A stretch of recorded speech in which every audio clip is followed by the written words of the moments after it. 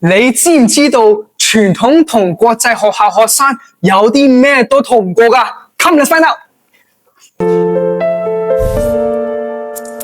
你覺得 local school 難啲啊，定係 international school 難啲啊 ？Local。Do you think compared to your stress levels, what do you think? Do you think local is more stressful or international more? Local, definitely. 100%. The local schooling is a lot more stressful. Because like in local school you have like more homeworks, but in international school they're like a little bit like lazy. They don't give you like much homework. Because in the past I've also been in a like English local school before, and I have like a bunch of homeworks a day. Compared to local school, it's much less stressful. There's no academic pressure.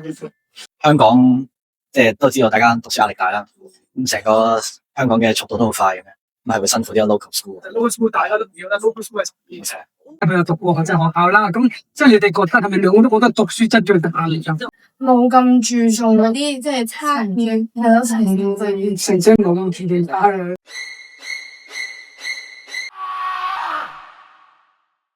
Are you like a deadline fighter? So could you just raise your left hand? So like in what situations do you believe that you're like a deadline fighter? Like, what causes you to really to the last moment? Yeah, I would say it's things that I'm not passionate about, things that I don't feel a fire inside of me to actually get started and complete, stuff that I wouldn't want to actually do. So it would be the boring subject or the boring course that you don't really want to learn, but then the university has said this as a requirement, so you have to take it anyway. So stuff like that. 問多條問題，你哋係咪 deadline fighter？唔係，唔係好準時做晒功課嘅。可能頭一個星期。頭一個星期。係。OK，你都係。係。好 OK， 唔該晒。你係咪啲 deadline fighter 嚟㗎？即係等到最尾嗰刻先做啲人㗎？有時咯。係特定一科啊，定係即係功課嚟嘅考試嚟㗎？係功課。哦，即係都唔係幾中意做功課嘅。你哋係咪 deadline fighter？係嘅話，我舉最手，最左手。通常係對啲咩先係 deadline fighter？可能係功課啊，定考試？功課啊，考試嗰啲咧？考試唔得，考試我已經習啦。你哋係咪 deadline fighter？即係主要都係功課，定係考試都好中意拖到最尾嗰刻先溫書嘅？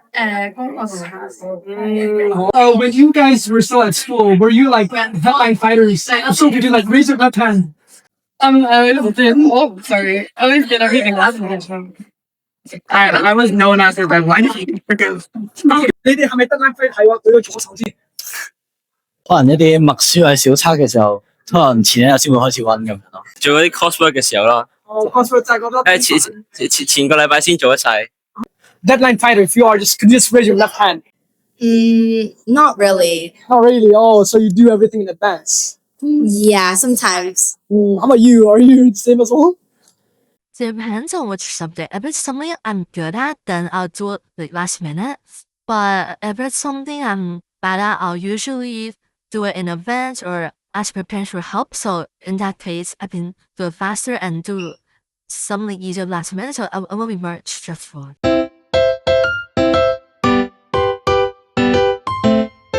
Oh, hello guys. So which school do you guys study in? I studied at Warfordham College.